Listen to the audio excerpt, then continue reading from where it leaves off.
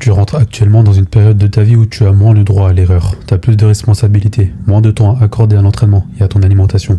D'autres projets qui naissent, business, carrière, ou même une famille. Des semaines à plus de 40 heures de travail. Le soir, t'es crevé, tu penses qu'à prendre une sieste. T'as quasiment plus de temps libre. Et malheureusement, pendant que tu construis tout cela, le physique passe de plus en plus au second plan. Cette vidéo a pour simple but de te rappeler pourquoi ton physique est l'une des choses les plus importantes sur lesquelles tu devrais continuer à investir, et pourquoi le négliger est l'une des pires erreurs que tu puisses faire. Lorsque j'étais plus jeune, j'étais en léger surpoids, et vraiment pas à l'aise avec mon corps. Le simple fait de voir mon gros ventre suffisait à me plomber le moral pendant des heures. Je me souviens même qu'une fois j'avais pleuré, après avoir vu mon poids sur la balance. Je portais des manteaux jusqu'en été, tellement que j'étais mal à l'aise avec mon physique. Je ne supportais pas l'idée d'être gras.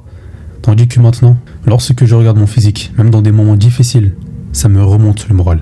Alors déjà avec ça, comment ne pas reconnaître l'impact immense qu'a le physique sur ton mental? Et surtout d'avoir eu la capacité de l'améliorer, de l'entraîner, de le rendre plus esthétique. Tout le monde ne possède pas cela.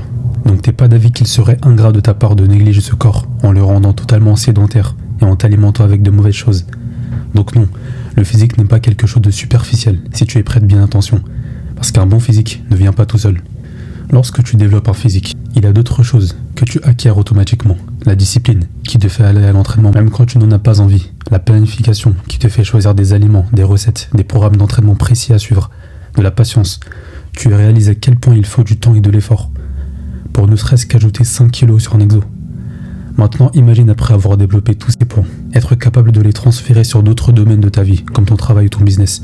Quel impact tu penses que ça aurait? Quelle progression tu pourrais observer? Tu as la réponse. Investir dans ton physique, c'est investir dans tous les autres domaines de ta vie. Maintenant, parlons d'un point méconnu qui sépare ceux qui ont de gros résultats assez rapides de ceux qui galèrent à en obtenir de façon régulière. Ce point, c'est l'identité que tu adoptes. Laisse-moi t'expliquer pourquoi tu dois avoir l'intention de te changer lorsque tu t'entraînes. De changer ton identité. Changer ton identité, ça veut dire quoi? C'est-à-dire te mettre à agir comme une personne qui a déjà atteint un haut niveau dans le domaine dans lequel tu souhaites performer. Je m'explique, et je vais prendre un exemple un peu extrême pour que tu puisses bien comprendre. Comment est-ce que tu penses qu'un athlète de haut niveau, numéro 1 dans son domaine, a agi pour atteindre son statut? Par exemple, CR7 dans le monde du football. Comment est-ce qu'il a agi?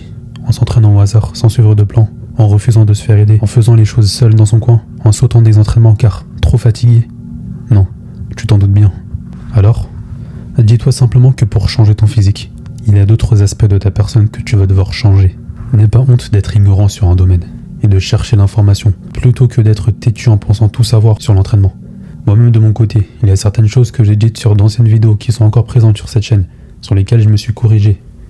C'est normal de se corriger et de réaliser que ce qu'on fait n'est pas forcément parfait. Et ne te mens pas à toi-même en te disant que tu n'as pas le temps, que tu prends de l'âge. Comment se fait-il qu'il y a des milliardaires de plus de 60 ans à la tête de multinationales qui trouvent le temps pour s'entraîner?